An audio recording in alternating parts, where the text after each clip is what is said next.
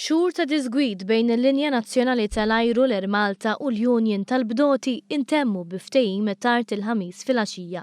Iż-żewġ partijiet fil-preżenza ta' rappreżentanti tal-Gvern bħala l-ikbar shareholder tal-kumpanija qablu mal-prinċipji għat-triq il-qoddim tal-kumpanija fejn għandha x'taqsam din is-sezzjoni tal-linja tal-ajru.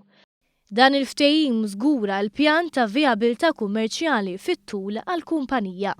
Fil-ġimgħat li għaddew il-Union tal-Bdoti u l-Air Malta saħansitra spiċċaw il-qorti bil-linja tal-ajru titlob mandat inibizzjoni kontra l-Bdoti li żommhom milli joħorġu bi strajk f'każ li websu rashom. Sentenza li nqatet kontra l-Air Malta u li ħalliet lil Bdoti fil-libertà wara li l-qorti ngħatat il-garanzija li l-ebda azzjoni ma kienet se twassal għat tħassir ta' titjiriet.